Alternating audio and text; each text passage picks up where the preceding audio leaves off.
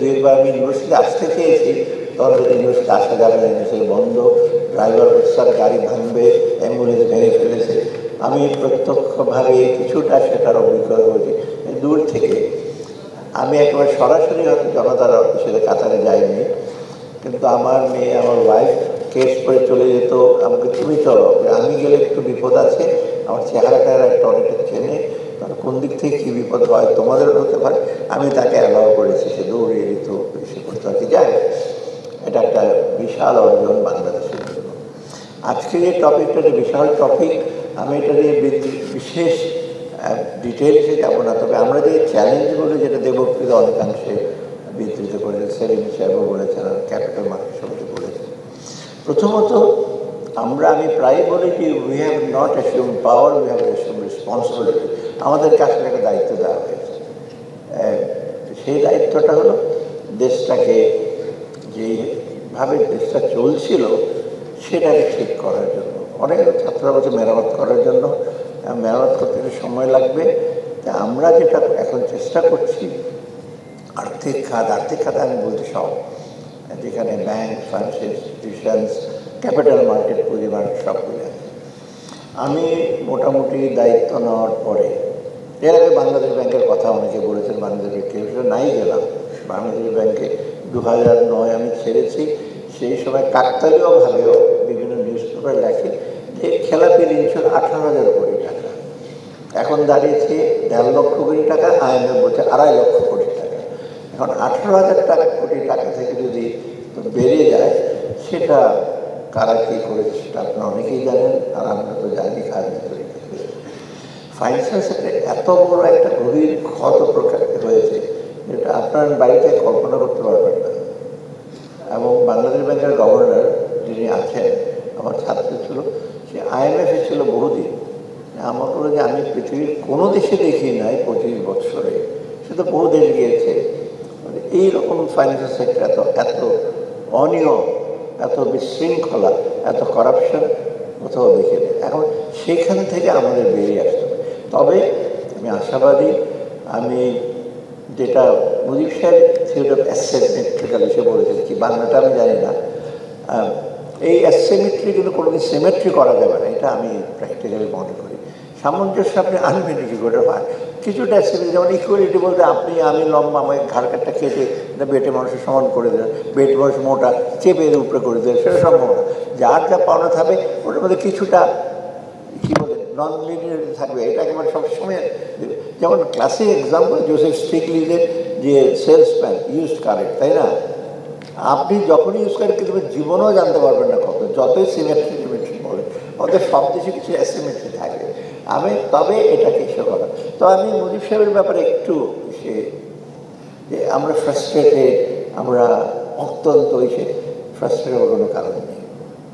কারণ বাংলাদেশের লোকজন, যে আপনার যে সৃজনশীলতা আছে, যে কর্মদক্ষতা আছে, সেটা আনপ্যারালাল। আমি বলি সত্য করে, দেবপ্রিয় জানে যে কিসিঞ্জার বলেছিল বটমলেস বাস্কেট। তারপর রিচার্ড নেশনস এবং তারা একটা বই লিখেছিল বাংলাদেশের টেস্ট কেস অফ ডেভেলপমেন্ট, পরীক্ষামূলক, যেটা টিকে থাকতে পারে পৃথিবীর সঙ্গে। আমরা তো ওগুলো তো আমরা মিথ্যা প্রমাণ করেছি, তাই না? আমরা তো এখন আসছি যে এই সাথে দুইটা ইন্ডিকেটর আপনারা বলেন যে ঠিক আছে, ইন্ডিকেটর ঠিক না, তবুও আমরা উন্নয়নশীল দিকে যাচ্ছি এবং মধ্যমায়ের দিকে। অতএব এটা কম অর্জন না। এবং আমি মনে করি ধারাবাহিকভাবে সব সরকারই এটার পেছনে কন্ট্রিবিউট করে। কেউ যদি বলে আমার সময় করেছি আর অন্যরা করে নাই, এগুলো মিথ্যা। এই ধারাবাহিকভাবে করেছে, ভুল ত্রুটি অনেকেই রাখছিল, কিন্তু এই অর্জনটা বেশি। এবং এটার জন্য আমি মনে করি যে সবচেয়ে বেশি আমাদের বাহাদুরির প্রাপ্য হল কৃষক জনতা এবং ছাত্র এবং সাধারণ মানুষ। একটা এক্সাম্পল, যেমন 7.5 কোটি লোক যখন ছিল আমাদের বাংলাদেশ, এখন 17 কোটির মতো লোক।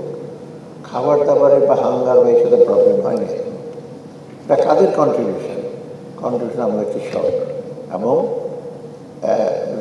Livestock fishery. আমি অনেক সময় বলে থাকি, আমি তো অনেক ডেভেলপমেন্ট হিসেবে কাজ করি, আমি বলি সবচেয়ে বড় কন্ট্রিবিউশন যদি থাকে আমাদের এগ্রিকালচার সায়েন্টিস্ট, ফার্মার। আপনি আশ্চর্য হবে, এই যে মাছের উৎপাদন, ডিম যদিও মাঝে মাঝে এদিক সেদিক হচ্ছে, কিন্তু উৎপাদন তো 4.5 থেকে 5 কোটি ডিম লাগে ডেইলি। এগুলো কোথেকে আসে? তারা উৎপাদন করছে। খাবার দাবার চাল কোথেকে আসে? আমাদের কিছুটা ডেফিসিট থাকে, কম আমরা উৎপাদন করি না, তো বেশিরভাগই তারাই উৎপাদন করছে। তারপর আমাদের ইন্ডাস্ট্রিগুলো দেখেন, ফরেন এক্সচেঞ্জ দেখেন, কারা আছে? নেট আর্নার হলো আমাদের প্রবাসী বাঙালি।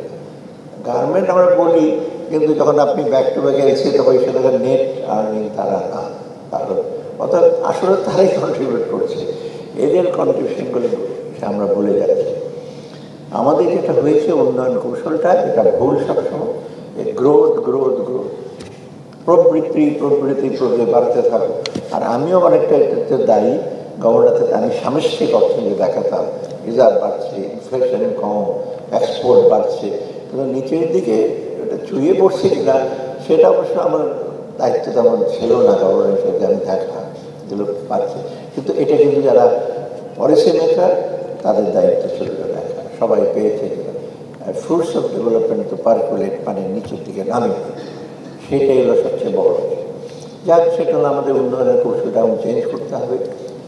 খালি গ্রোথ গ্রোথ বলে পাকিস্তান আমলে আমরা ওই গ্রোথই ছিল, আমরা বই ছিল স্ট্র্যাটেজি অফ ইকোনমিক প্ল্যান, মাহবুব বাদশাহ, ইউএনডিপি, এই যে উনি কিন্তু প্রথমে বলতে গ্রোথ ফার্স্ট, ডিস্ট্রিবিউশন লেট। আমার সেটা দেখে বলতে গ্রোথ ফার্স্ট, কেকটাকে বড় করো, তারপরে আস্তে আস্তে কাটবে। এই কাটার দিনই আসে না, কেটে যত বড় হচ্ছে আমাদের নীতি নির্ধারকরা ব্যবসাটা কেটে নিয়ে চলে গেছে, আপনার আমার জন্য উচ্ছিষ্ট রেখেছে। মানে কেক বড়ই হতে থাকবে, কাটার কোনো সময় হবে না, দেবে না সেটা না। এবং কেক কাটার সবচেয়ে বড় উত্তম পন্থা হলো পিপুলস পার্টিসিপেট। কেক কাটার সময় সবাইকে একসাথে দেবে। এখন যদি যে গ্রুপকে কেক দিয়ে দেন একটা বড়, সে করবে চিন্তা করে আমি আর রাহাত খাবো, একটু বড় করে কেকটা কাটি, আপনার জন্য রেখে দিয়ে ছোট। তাহলে বলে he who cuts will not choose for. আপনার কেকটা দিলাম, কাটার সময় কিন্তু কাটার পরে কিন্তু দিতে পারছেন না, তখন কিন্তু আরে আমি যেন নিতে পারবো না, একটু ভালো করেই কাটি, এতজন লোক আছে চিন্তা করেই কাটি। অর্থাৎ ডিস্ট্রিবিউশন জিনিসটা আমরা দেখি। যাক।